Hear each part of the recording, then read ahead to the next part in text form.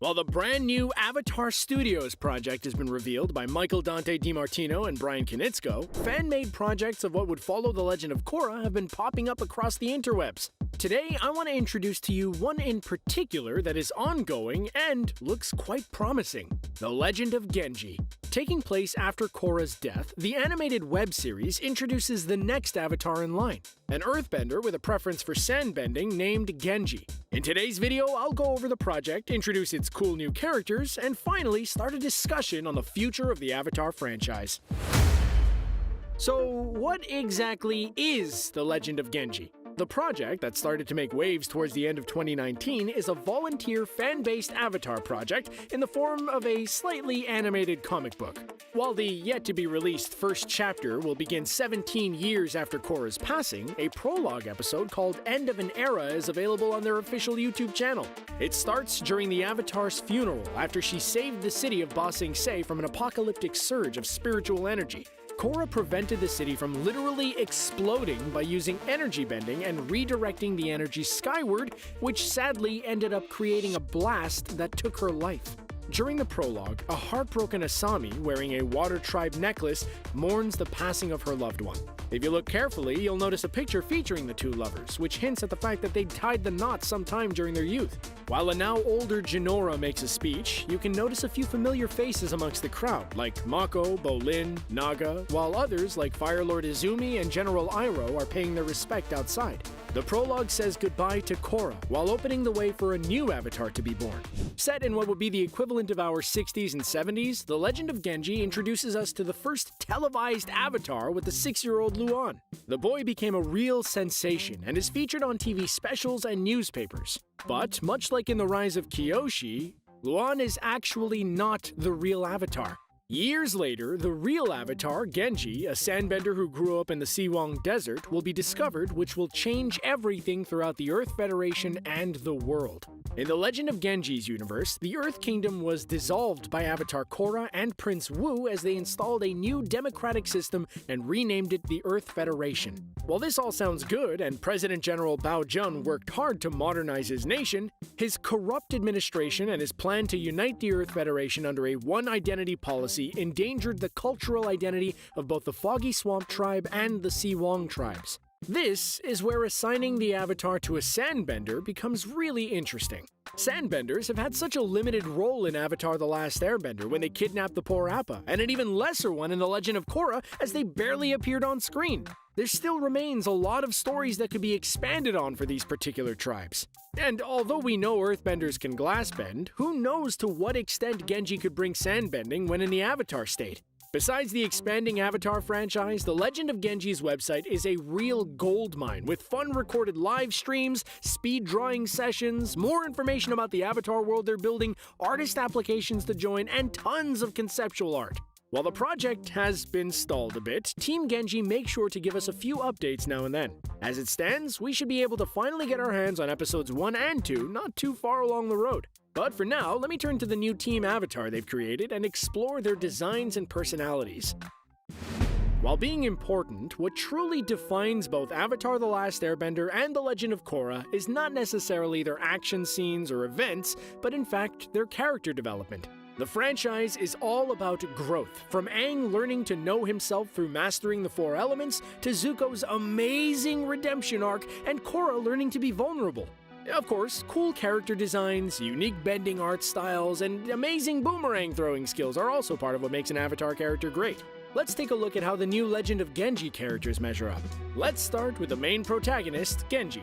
While Genji was born and raised amongst the sandbenders in the Siwang Desert, him and his family were forced to move out and relocate 4 years ago in a crowded city named Jinsha.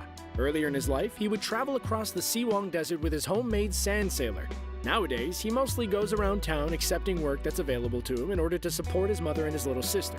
At this stage of the story, he still hasn't been discovered as the Avatar and is a bit of a truant with no real interest in school. He kind of reminds me a little bit of the airbender Kai with a hint of Korra, don't you think? While Genji is a bit hard on the outside, his airbending friend Khao Sang seems to be the total opposite. Khao Sang, not to be confused with Kyoshi's mentor Kelsang, is a highly intelligent airbending prodigy. Born of 2 famous airbenders, he has everything in his favor to become the next Tenzin. Having earned his Air Nation tattoos after years of studies and practice, Khalsang is ready to be freed into the world to share his vast knowledge. Something tells me he'll become Genji's airbending teacher, but something also tells me that the two might be a bit of a clash, or at least in the beginning. A sandstorm is surely on the rise. Next, we have Nami from the Northern Water Tribe. According to healers, the cheerful-looking girl was supposed to grow up and become one of the greatest waterbenders. After being enrolled in a private waterbending academy in the north, Nami still has not bent one single droplet of water. Nami might be one of the rare Water Tribe protagonists who is a non-bender. However, she does have a cute little quirk. She hangs out with weird tiny spirits at home, which means her connection to the spirits might be really strong and could come in handy for one of the gang's upcoming adventures. The firebender, Aiko Hibana, seems to be a mix between Asumi and Azula. She's outgoing, a perfectionist, and proud. Studying at the Royal Fire Academy for Girls, she's one of the best students in the institution. But trying to keep at the top has its toll on her, as she often experiences anxiety over not being the best of the best. Does that remind you of someone who lost their marbles? Now, this completes the new Team Avatar with members from all 4 nations.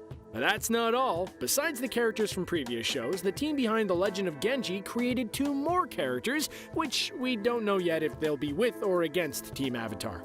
Luan is a strong earthbender and metalbender who was named the new Avatar by the White Lotus and the Dai Li. With his shiny new title, he and his family went up to the elite class as he was groomed to learn all 4 elements.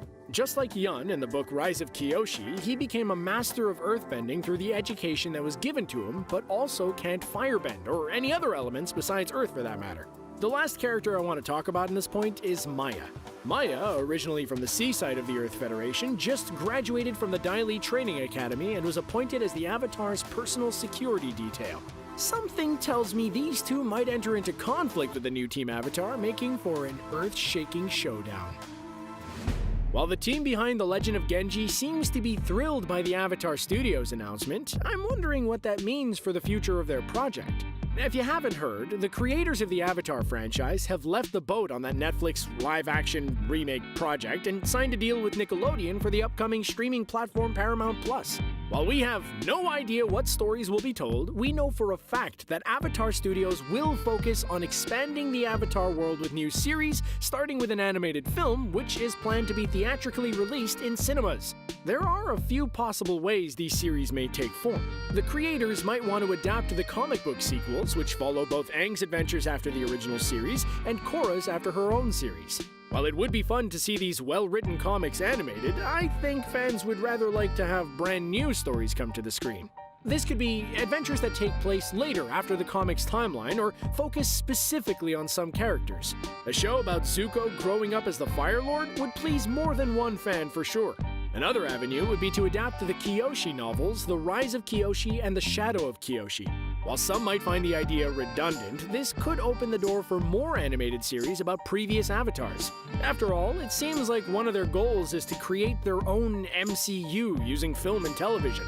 The most obvious idea that comes to mind is also the least safe one for Avatar Studios. Like they did with The Legend of Korra, and like The Legend of Genji is currently doing, they could decide to tell the story of the next Avatar. Depending on when Korra would die, we could easily get an 80s, 90s, or even 2000s inspired Avatar series. Oh, count me in for a skateboarding earthbender Avatar! To return to Genji, this makes me think that we don't know that much about sandbenders, and as far as I'm concerned, we never got to witness a sandbending avatar, right? While metalbending is not the easiest form of earthbending to master, ask Bolin, sandbending requires a set of very precise skills in order to bend thousands of grains of sand to one's will. Imagine what an avatar would be able to do with sand while being in the avatar state. I'm talking about huge sandstorms that could literally be set on fire if the avatar controls the friction between the mineral particles at high speed. The future Earth Avatar could also create sand clones Gaara style to help them out in battle against an army of enemies. Earthbenders are known to erect giant walls of earth in order to shield themselves from incoming fire, water, or air attacks. So, a sandbending avatar could do something similar, but in a more malleable way, as sandbending is a fluid art close to waterbending. This could give them the opportunity to create weapons, shields, and armors made out of hardened sand or even glass if manipulated towards this goal. Now, granted, both series about past avatars and the avatar following Korra are promising ideas. But have you considered futuristic Avatar, or even Avatar in space? It could open the Avatar universe to whole new bending powers across the galaxy.